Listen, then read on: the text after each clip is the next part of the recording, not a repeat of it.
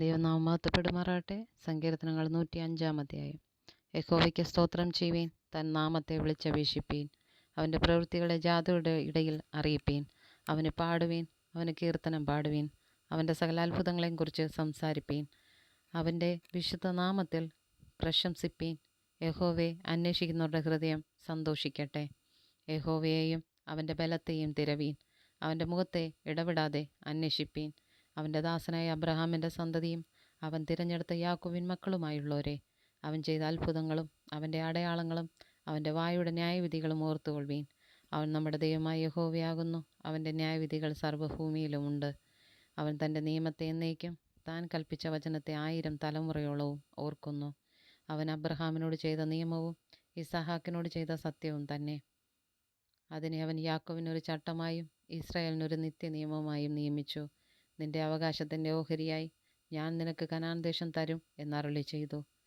അവർ അന്ന് എണ്ണത്തിൽ കുറഞ്ഞവരും ആൾ ചുരുങ്ങിയവരും അവിടെ പരദേശികളുമായിരുന്നു.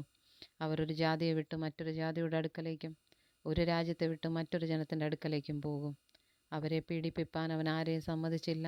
അവരുടെ നിമിത്തം അവൻ രാജാക്കന്മാരെ ശാസിച്ചു. തൻ്റെ അഭിഷിക്തന്മാരെ തൊടരുത്, എൻ്റെ പ്രവാചകന്മാർക്കൊരു ദോഷവും ചെയ്യരുത് എന്ന് പറഞ്ഞു. അവൻ ദേശത്തൊരു ക്ഷാമം വരുത്തി അപ്പം എന്ന കോലിനെ അശേഷം ഒടിച്ചു കളഞ്ഞു. അവർക്ക് മുമ്പായി അവൻ ഒരാളെ അയച്ചു. യോസഫിനെ അവർ ദാസനായി വിറ്റുവല്ലോ. യഹോവയുടെ വചനം നിവൃത്തിയാകുകയും അവൻ്റെ അരുളപ്പാടിനാൽ അവന് ശോധന വരികയും ചെയ്യുവോളം അവർ അവൻ്റെ കാലുകളെ വിലങ്ങ കൊണ്ട് ബന്ധിക്കുകയും അവൻ ഇരുമ്പ് ചങ്ങലയിൽ കുടുങ്ങുകയും ചെയ്തു. രാജാവ് ആളയച്ച് അവനെ വിടുവിച്ചു. ജാതികളുടെ അധിപതി അവനെ സ്വതന്ത്രനാക്കി. അവൻ്റെ പ്രഭുക്കന്മാരെ ഇഷ്ടപ്രകാരം ബന്ധിച്ചു കൊള്ളുവാനും അവൻ്റെ മന്ത്രിമാർക്ക് ജ്ഞാനം ഉപദേശിച്ചു കൊടുപ്പാനും തൻ്റെ ഭവനത്തിന് അവനെ കർത്താവായും തൻ്റെ സർവ്വസമ്പത്തിന് അധിപതിയായും നിയമിച്ചു. അപ്പോൾ ഇസ്രായേൽ മിസ്രൈമിലേക്ക് ചെന്നു. യാക്കോബ് ഹാമിൻ്റെ ദേശത്ത് വന്നു പാർത്തു. ദൈവം തൻ്റെ ജനത്തെ ഏറ്റവും വർദ്ധിപ്പിക്കുകയും അവരുടെ വൈരികളെക്കാൾ അവരെ ബലവാന്മാരാക്കുകയും ചെയ്തു. തൻ്റെ ജനത്തെ പകപ്പാനും തൻ്റെ ദാസന്മാരുടെ ഉപായം പ്രയോഗിപ്പാനും അവൻ അവരുടെ ഹൃദയത്തെ മറിച്ചു കളഞ്ഞു.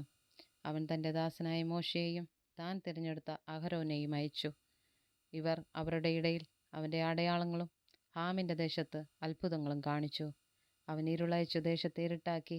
അവർ അവൻ്റെ വചനത്തോട് മറുത്തതുമില്ല. അവൻ അവരുടെ വെള്ളത്തെ രക്തമാക്കി അവരുടെ മത്സ്യങ്ങളെ കൊന്നുകളഞ്ഞു. അവരുടെ ദേശത്ത് തവള വ്യാപിച്ചു. രാജാക്കന്മാരുടെ പള്ളിയറകളിൽ പോലും നിറഞ്ഞു. അവൻ കൽപ്പിച്ചപ്പോൾ നായീച്ചയും അവരുടെ ദേശത്തെല്ലാം പേനും വന്നു. അവൻ അവർക്ക് മഴയ്ക്ക് പകരം കൽമഴയും അവരുടെ ദേശത്തിൽ അഗ്നിജ്വാലയും അയച്ചു. അവൻ അവരുടെ മുന്തിരിവള്ളികളും അത്തിവൃക്ഷങ്ങളും തകർത്തു. അവരുടെ ദേശത്തിലെ വൃക്ഷങ്ങളും നശിപ്പിച്ചു. അവൻ കൽപ്പിച്ചപ്പോൾ വെട്ടുക്കിളിയും തുള്ളനും അനവധിയായി വന്നു. അവരുടെ ദേശത്തിലെ സസ്യമൊക്കെയും അവരുടെ വയലിലെ വിളയും തിന്നുകളഞ്ഞു. അവൻ അവരുടെ ദേശത്തിലെ എല്ലാ കടിഞ്ഞൂലിനെയും അവരുടെ സർവ്വവീര്യത്തിന് ആദ്യഫലത്തെയും സംഹരിച്ചു. അവൻ അവരെ വെള്ളിയോടും പൊന്നിനോടും കൂടെ പുറപ്പെടുവിച്ചു. അവരുടെ ഗോത്രങ്ങളിൽ ഒരു ബലഹീനനും ഉണ്ടായിരുന്നില്ല. അവർ പുറപ്പെട്ടപ്പോൾ മിസ്രയീം സന്തോഷിച്ചു. അവരെയുള്ള പേടി അവരുടെ മേൽ വീണിരുന്നു. അവൻ തണലിനായി ഒരു മേഘം വിരിച്ചു. രാത്രിയിൽ വെളിച്ചത്തിനായി തീ നിർത്തി. അവർ ചോദിച്ചപ്പോൾ അവൻ കാടകളെ കൊടുത്തു. സ്വർഗീയ ഭോജനം കൊണ്ട് അവർക്ക് തൃപ്തി വരുത്തി. അവൻ പാറയെ പിളർന്നു വെള്ളം ചാടി പുറപ്പെട്ടു. അത് ഉണങ്ങിയ നിലത്തുകൂടി നദിയായി ഒഴുകി. അവൻ തൻ്റെ വിശുദ്ധ വചനത്തെയും തൻ്റെ ദാസനായ അബ്രഹാമിനെയും ഓർത്തു. അവൻ തൻ്റെ ജനത്തെ സന്തോഷത്തോടും താൻ തെരഞ്ഞെടുത്തവരെ ഘോഷത്തോടും കൂടെ പുറപ്പെടുവിച്ചു. അവർ തൻ്റെ ചട്ടങ്ങളെ പ്രമാണിക്കുകയും തൻ്റെ ന്യായപ്രമാണങ്ങളെ ആചരിക്കുകയും ചെയ്യേണ്ടതിന് അവൻ ജാതികളുടെ ദേശങ്ങളെ അവർക്ക് കൊടുത്തു. അവർ വംശങ്ങളുടെ അധ്വാനഫലം കൈവശമാക്കുകയും ചെയ്തു. യഹോവയെ സ്തുതിപ്പീൻ.